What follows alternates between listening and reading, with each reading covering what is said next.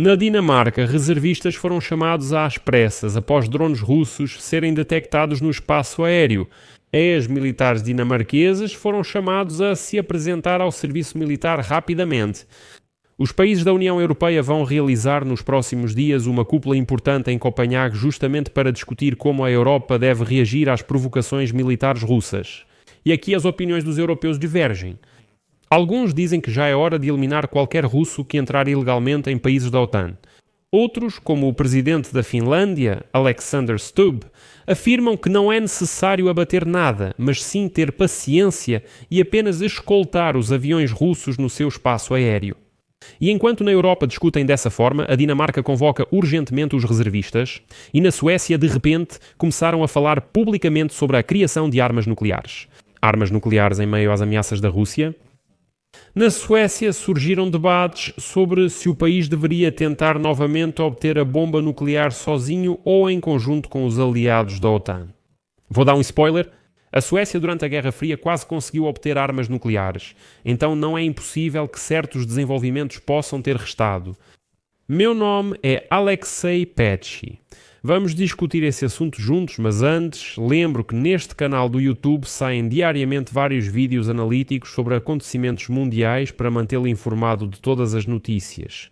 Por isso, recomendo que você se inscreva neste canal do YouTube, deixe seu like e, por favor, escreva um comentário bem detalhado neste vídeo. Isso ajuda muito na divulgação do vídeo no YouTube. Além disso, recomendo que você se inscreva no meu canal do Telegram, Petchy News. O link está na descrição deste vídeo. Lá publicamos notícias em tempo real assim que elas chegam. Então, da Europa, há notícias de que a União Europeia está pronta para reagir às provocações militares da Rússia. Na Dinamarca, reservistas foram convocados urgentemente para o serviço devido à detecção de drones russos no espaço aéreo do país, que cada vez mais espionam instalações militares dinamarquesas. Civis que já serviram no exército dinamarquês devem se apresentar ao serviço militar o quanto antes. Ressalta-se que os incidentes ocorreram pouco antes das cúpulas da União Europeia que acontecerão em Copenhague. Até mesmo o ex-principal analista do Serviço de Inteligência Militar da Dinamarca, Jacob Karsbo, afirmou que essa convocação urgente de reservistas é incomum. E isso mostra que o país está em uma situação absolutamente extraordinária que exige medidas de emergência. Ele vinculou a convocação dos reservistas ao encontro da União Europeia em Copenhague em 1º de outubro. Vale lembrar que, nas últimas semanas, drones russos foram vistos várias vezes no céu da Dinamarca, inclusive sobre a maior base aérea do reino e em aeroportos. Em Copenhague, por causa disso, os voos de aeronaves civis foram temporariamente suspensos. A primeira-ministra da Dinamarca, Mette Frederiksen, classificou o incidente como o ataque mais grave à principal infraestrutura do país e disse que a investigação está em andamento. Em 28 de setembro, autoridades dinamarquesas proibiram drones civis no espaço aéreo. Até 3 de outubro disseram que isso visava garantir a segurança antes da cúpula da União Europeia em Copenhague. Além disso, foi declarado que se alguém lançar drones, pode até enfrentar prisão por isso. Nesse contexto, Alemanha, França e Suécia forneceram ajuda militar à Dinamarca, com tropas, equipamentos anti-drone e sistemas de radar. E a OTAN enviou à costa do Reino a fragata alemã Hamburgo. É importante destacar que são provocações russas. A Rússia na Europa e a posição meio distante do presidente dos Estados Unidos da América, Donald Trump, sobre esse assunto acabam incentivando a União Europeia a agir. É por isso que, em 1º de outubro, acontecerá em Copenhague uma cúpula informal dos líderes da União Europeia, na qual será discutida uma nova estratégia de defesa. Na cúpula, chamada de Cúpula das Capacidades Militares da União Europeia, deve-se discutir a criação de um muro de drones para detecção, rastreamento e destruição. Drones russos e projetos para resposta rápida à invasão de aeronaves no espaço aéreo europeu. Mas sabe, reconhecer o risco vindo de Moscou é fácil, porém é muito mais difícil chegar a um acordo sobre como reagir na União Europeia, que está dividida por prioridades tão contraditórias. Alguns dizem que é preciso derrubar aviões russos, outros dizem vocês estão loucos, de jeito nenhum, isso seria uma escalada. A OTAN afirmou que vai reforçar as regras de uso da força contra a Rússia. Estamos falando sobre a transição de uma missão de patrulhamento para um sistema completo de defesa aérea. Isso permitirá abater aviões russos invasores.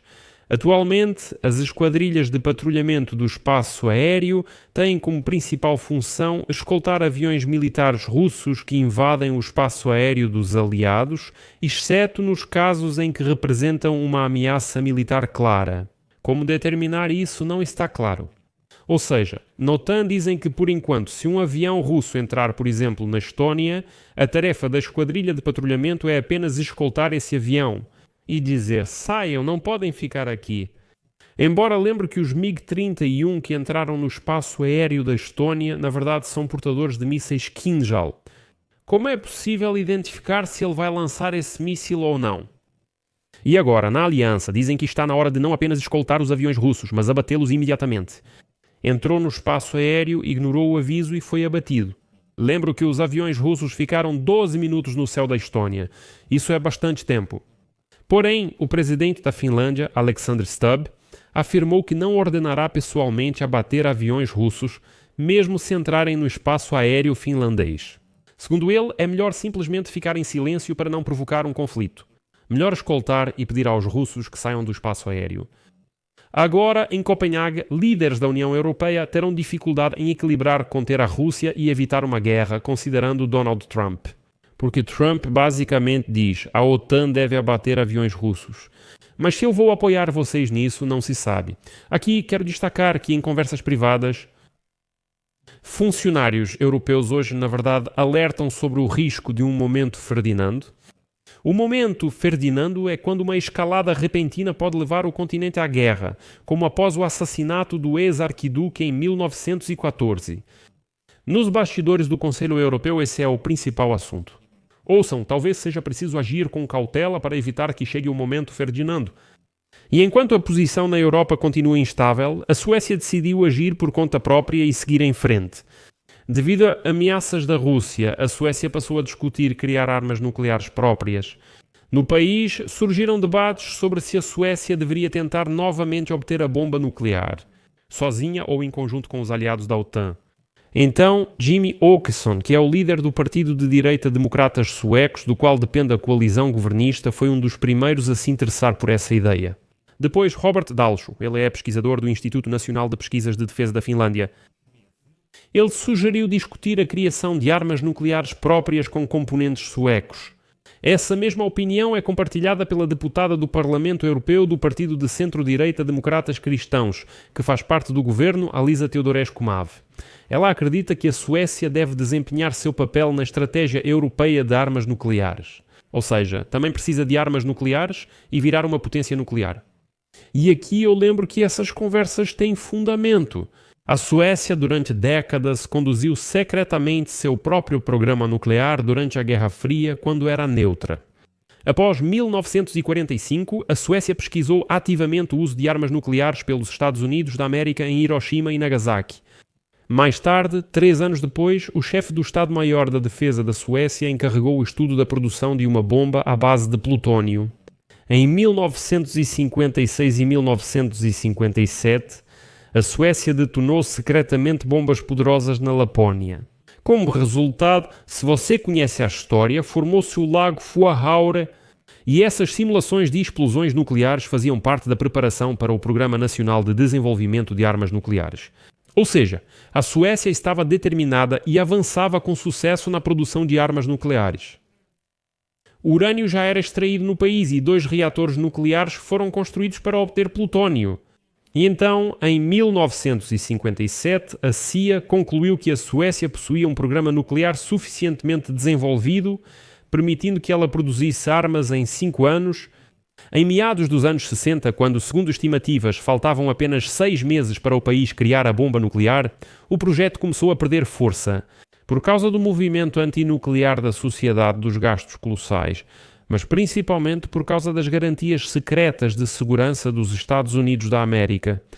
E agora os suecos começaram a falar sobre a retomada do arsenal nuclear, ou melhor, sobre a segunda tentativa de criá-lo.